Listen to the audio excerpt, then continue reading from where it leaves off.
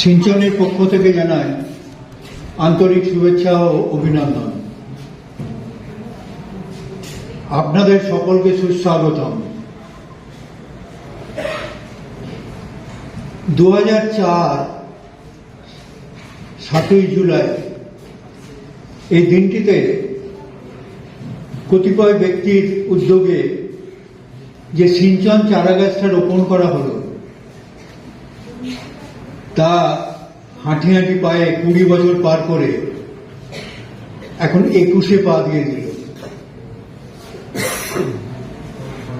কারণ সমাজে যারা পিছিয়ে পড়া বর্গের পরিবারের থেকে উঠে আসা মেধাবী ছাত্রছাত্রী তাদের উচ্চশিক্ষার কাজে প্রতিজ্ঞাবদ্ধ হওয়া,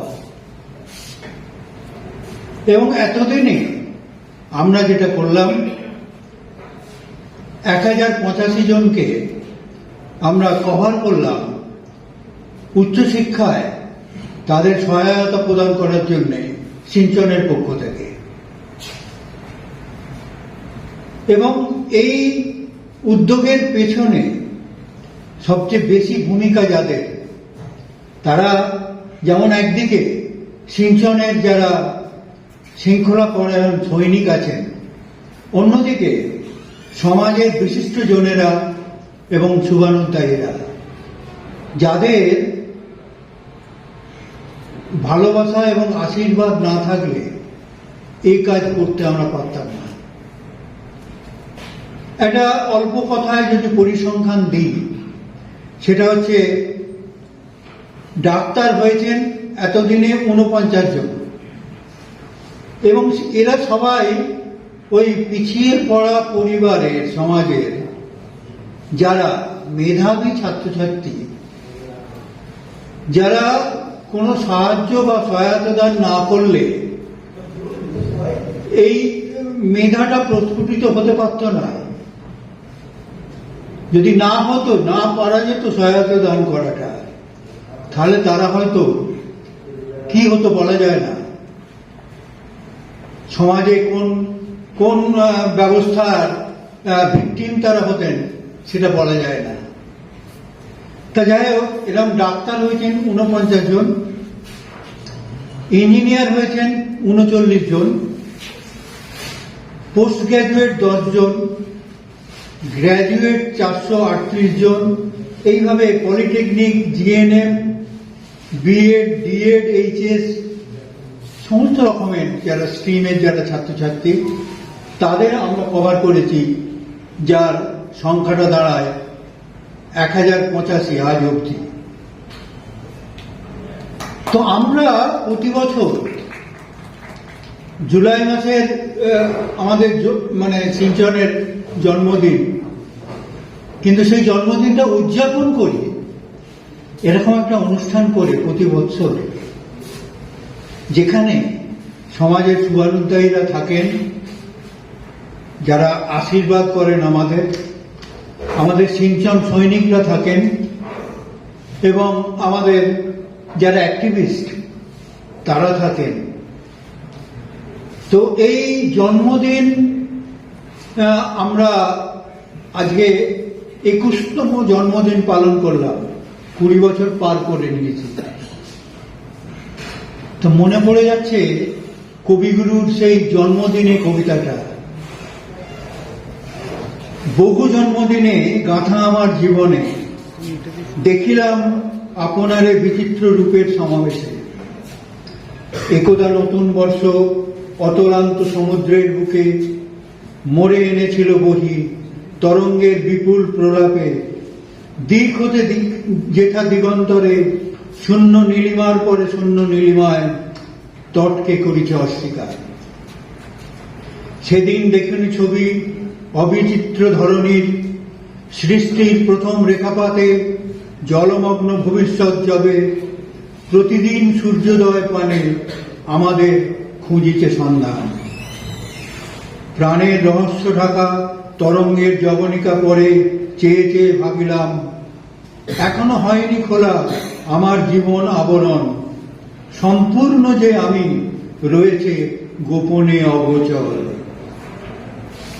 নব নব জন্মদিনে যে রেখা পড়েছে আঁকা শিল্পীর তুলির টানে টানে, ফোটেনি তাহার মাঝে ছবির চরম পরিচয়। শুধু করি অনুভব চারিদিকে অব্যক্তের বিরাট প্লাবন বেষ্টন করিয়া আছে দিবস রাত্রিরে।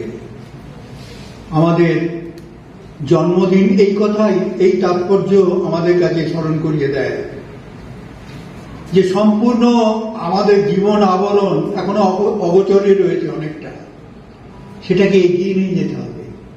আপনারা আশীর্বাদ করুন সিঞ্চনের জীবন যেন আরো বহু বহু জন্মদিনে গাঁথা হয়ে থাকে। তাই আজকের এই অনুষ্ঠানের বিশেষ তাৎপর্য হচ্ছে 21 পায়ের যে সিঞ্চন তার সমাবেশ।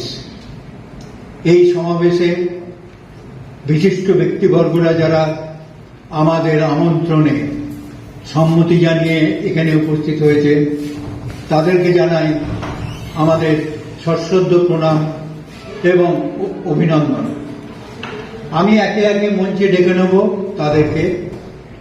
প্রথমে আমি মঞ্চে আহ্বান করব আমাদের সংগঠনের সভাপতি শ্রী সমীর দত্ত মহাশয়কে।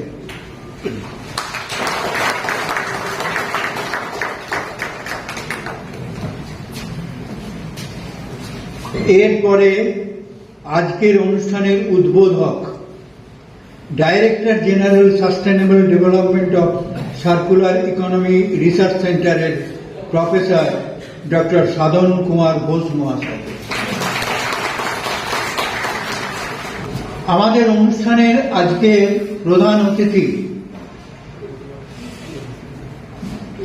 ইউএম জয়পুর রাজস্থান ইউনিভার্সিটির ভাইস চ্যান্সেলর শ্রী বিশ্বজয় চ্যাটার্জি।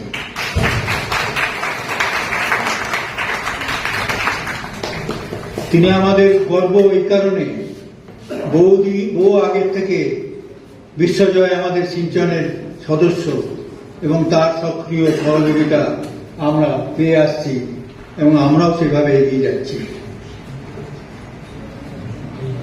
আমাদের অনুষ্ঠানে আজকে বিশেষ অতিথি former executive director Indian oil কর্পোরেশনের শ্রী সুব্রত ঘোষ মহাশয়। আমি তাকে মঞ্চে ডেকে নিই।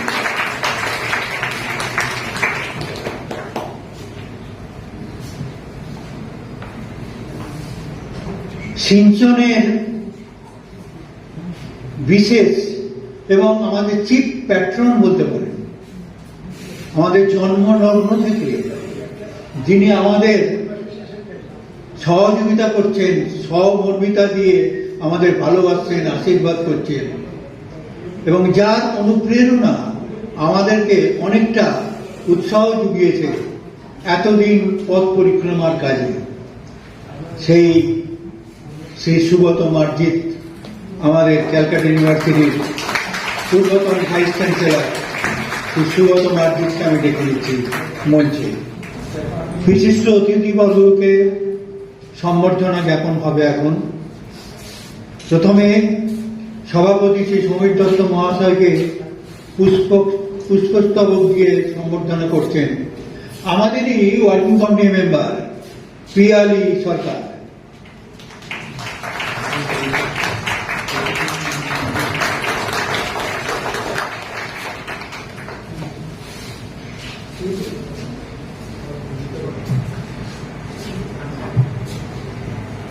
এবারে উদ্বোধক প্রফেসর ডক্টর সাধন কুমার ঘোষ মহাশয়কে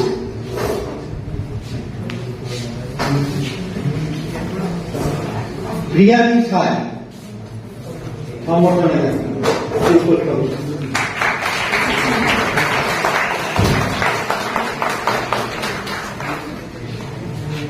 প্রধান অতিথি মাননীয় শ্রী বিশ্বজয় চ্যাটার্জিকে সুমনা মাঝি পুষ্পস্তবক দিয়ে সম্বর্ধনা করব।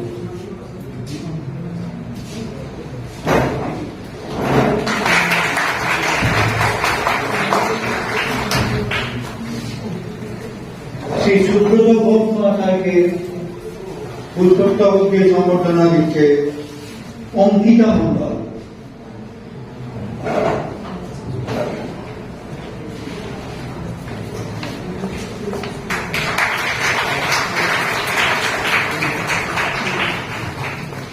এখন আমাদের friend philosopher guide chief patron Shri Subrata মার্জিতকে সম্বর্ধনা দেবে আমিষা রায়।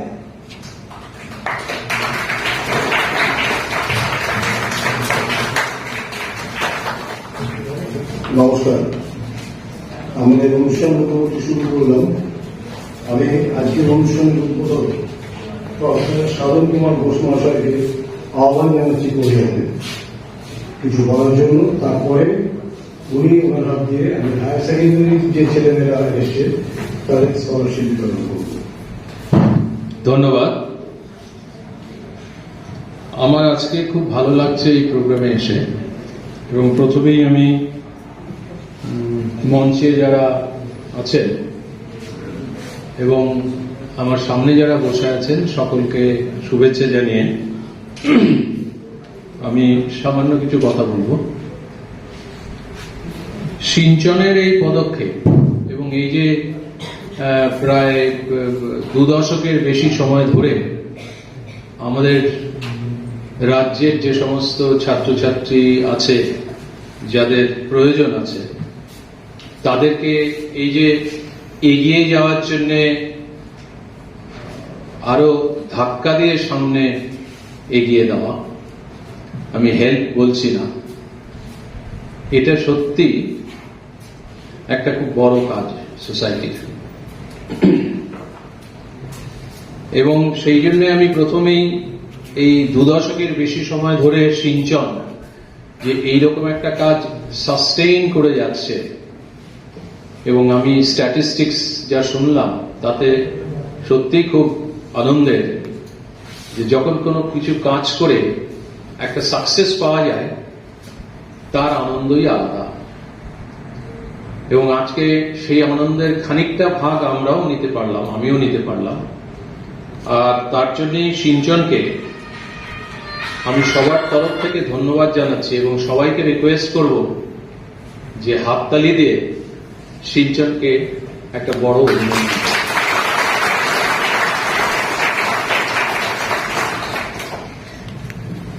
স্টুডেন্ট যারা, মূলত তাদের কথাই বলবো যে আমি একটা মিশন এবছর স্টার্ট করেছি স্কুলের চিলড্রেনদের জন্য,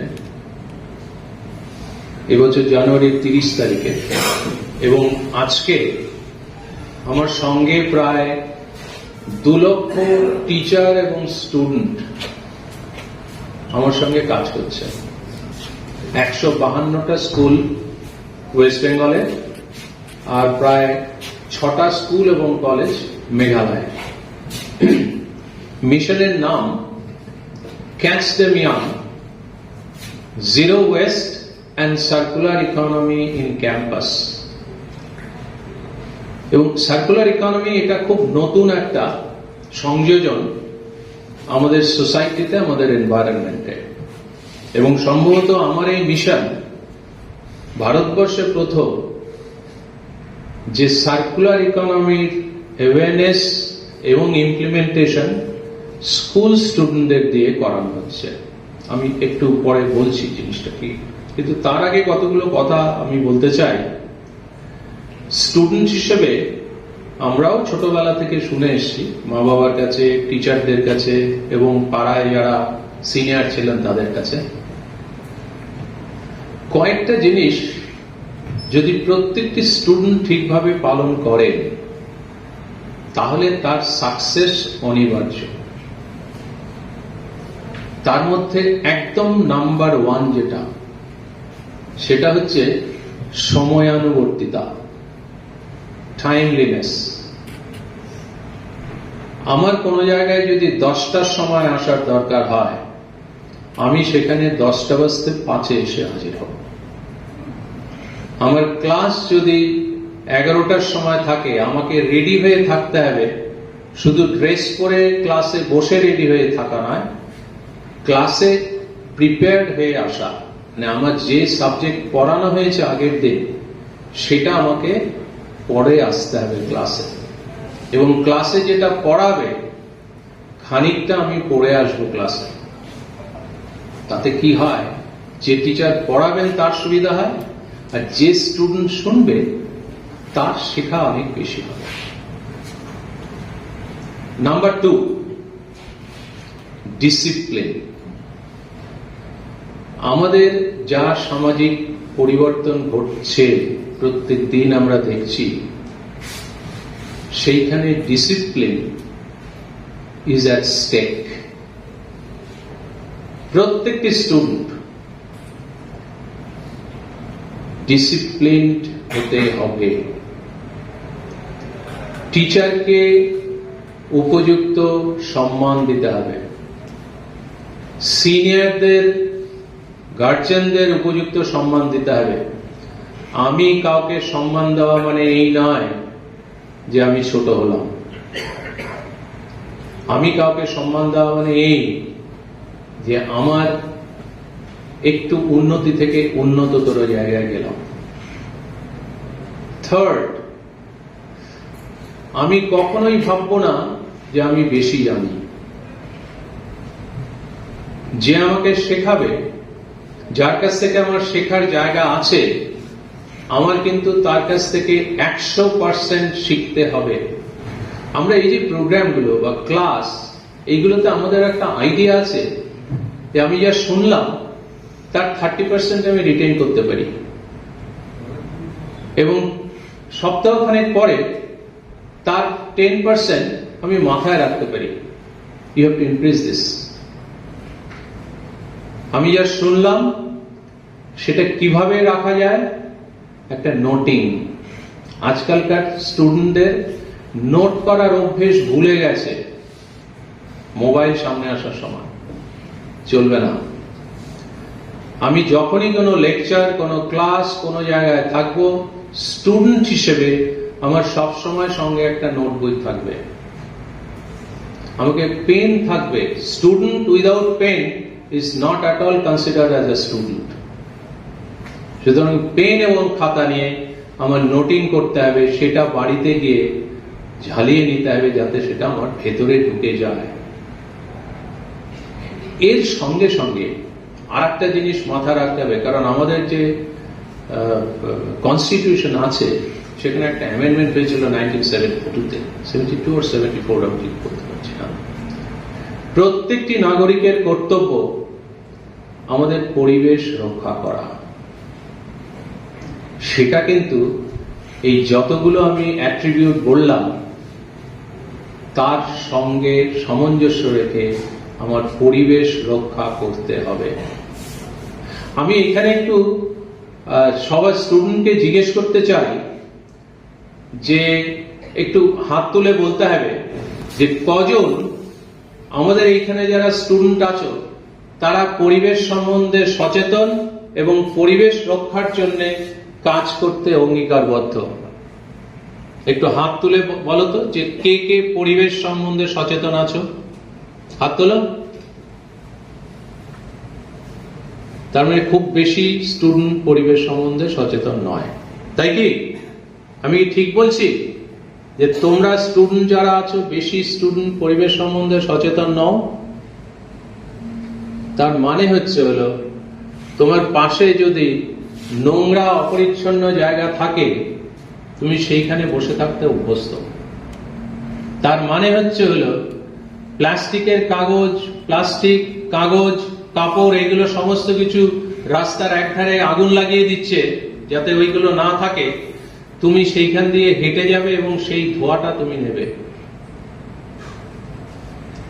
আসলে কি তাই? ইয়েস আর নো? ইয়েস আর নো? তাহলে কেন হাত তুলছো না? তার মানে পরিবেশ সম্বন্ধে তোমাদের সচেতন হওয়া যথেষ্ট জরুরি। সারা পৃথিবীর জন্য আজকে সাস্টেইনেবল ডেভেলপমেন্ট গোল, যাতে তোমাদের লাইফ সেফ থাকে।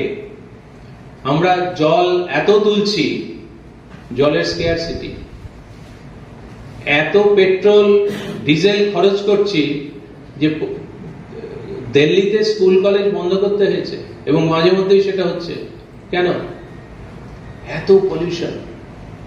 ধানের ক্ষেত, সেখানে স্টাবল বার্নিং হচ্ছে, পরিবেশ নষ্ট হচ্ছে। লোকের অসুস্থতা বাড়ছে, এই সমস্ত কিছুর জন্য এইবার আমি আসছি যে আমার মিশনে কি করে স্টুডেন্টরা।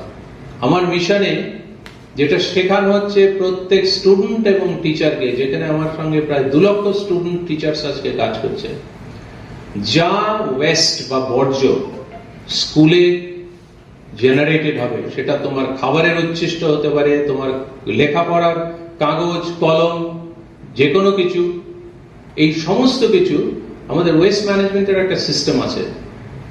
আমরা 3 বিন কালচার অ্যাডপ্ট করেছি। লাল বিন শুধু থাকবে হচ্ছে হলো প্লাস্টিক অ্যান্ড ইলেকট্রনিক ওয়েস্ট। সাদা বিন, সেখানে সমস্ত কিছু ড্রাই, যে সমস্ত বর্জ্য ড্রাই ওয়েস্ট, পেপার, মেটাল, তোমার পেন্সিল, উড, এই সমস্তগুলো থাকবে। আর গ্রিন বিন, সেটাতে থাকবে হচ্ছে হলো তোমাদের তো মিড ডে মিল খাও তোমরা, হ্যাঁ, মিড ডে মিলের ওয়েস্ট, তোমাদের টিফিনের ওয়েস্ট, এইগুলো থাকবে। এরপর কি হচ্ছে, স্কুলে অনেকগুলো স্কুলে করা হয়েছে, আরো স্কুল করবে যাদেরকে জায়গা আছে, ওই যে সবুজ বিনের যে ওয়েস্ট গুলো আছে, ওটাকে আমরা বলি বায়োডিগ্রেডেবল ওয়েস্ট, সেইগুলো দিয়ে কম্পোস্ট সার তৈরি করা হচ্ছে। তোমাদের যদি সময় সুযোগ থাকে, সামনেই আছে যাদবপুরে ঋষি অরবিন্দ সন্তোষপুর গার্লস বালিকা বিদ্যালয়, তাদের ছাদে আমরা কম্পোস্টের প্ল্যান্ট বসিয়েছি এবং সুন্দর চলছে। যাদের ছাদ বাগান আছে, সেই বাগান পুরো কম্পোস্ট সার দিয়ে চলছে, কোনো কেমিক্যাল ফার্টিলাইজার ইউজ করা হচ্ছে না। ড্রাই ওয়েস্ট যেগুলো আছে, প্লাস্টিক, পেপার, অন্যান্য কিছু, আমরা তাদের ট্রেনিং দিচ্ছি স্টুডেন্টদের, আমাদের এক্সপার্টদের দিয়ে, কিভাবে এই প্লাস্টিক বা কাগজ বা অন্য কিছু ফেলে না দিয়ে সেইগুলো দিয়ে রিসাইকেল প্রোডাক্ট তৈরি করা যায়। সুন্দর সুন্দর প্রোডাক্ট তৈরি করেছে, ইউটিউবে তোমরা দেখতে পারবে।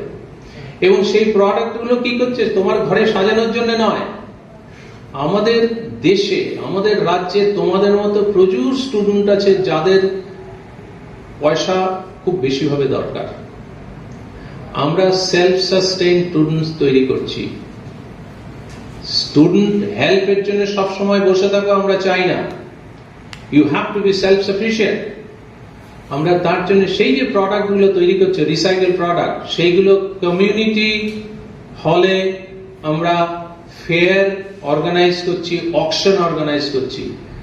যে প্রাইসটা পাওয়া যাচ্ছে রেসপেক্টিভ রিসাইকেল প্রোডাক্টের জন্য, সেই প্রাইসটা স্টুডেন্ট পাচ্ছে। সো এরা ওয়েস্ট থেকে আর্নিং করছে, and this is circular economy. তার ফলে কি হচ্ছে, ডাম্পিং গ্রাউন্ড তোমরা শুনেছো তো, দেখেছো, ধাপার মাঠ বা অন্যান্য জায়গায় আছে। এই ওয়েস্ট যদি ডাম্পিং গ্রাউন্ডে না যায়, তাহলে ডাম্পিং গ্রাউন্ডের দরকার হবে না। আর ডাম্পিং গ্রাউন্ড যদি না থাকে, তাহলে পলিউশন অনেক কমবে। গ্রিন হাউস গ্যাস, জলের পলিউশন, মাটির পলিউশন, এই অনেকগুলো কমবে। সো এই প্রজেক্ট, এই মিশন থেকে আমরা যেটা দিচ্ছি স্টুডেন্টদের মেসেজ, যে ওয়েস্ট যা তৈরি হবে রিডিউস করো, এবং যেটুকু ওয়েস্ট তৈরি হবে সেটা থেকে তুমি রিসাইকেল প্রোডাক্ট তৈরি করে সেই ওয়েস্ট আবার ইউজ করে you earn money, you employ people, এবং তাতে এনভায়রনমেন্টাল সাস্টেইনেবিলিটিটা থাকবে। এবার আমি প্রেসিডেন্টের সম্মতি নিয়ে আমি তোমাদের সকলকে রিকোয়েস্ট করব একটা শপথ বাক্য পাঠ করতে। সবাই রাজি আছো? দাঁড়াও। আমি আজ সিঞ্চনের জন্মদিনে এই প্রতিজ্ঞা করছি যে আমি আমার চারপাশের পরিবেশ রক্ষা করার জন্য ওয়েস্ট ম্যানেজমেন্ট এবং সার্কুলার ইকোনমি কনসেপ্ট ইমপ্লিমেন্ট করব। Thank you.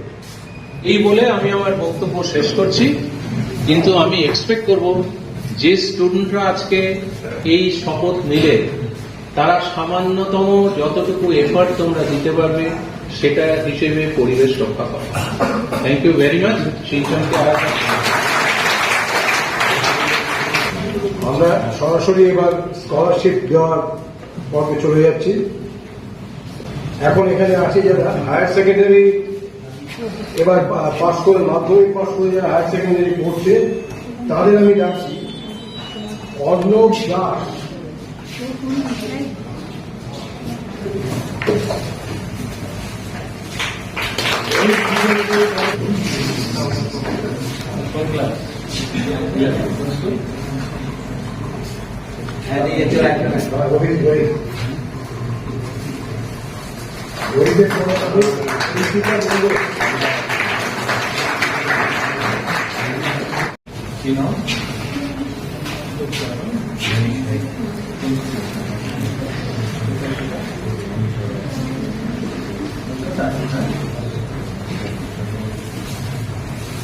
অমিশা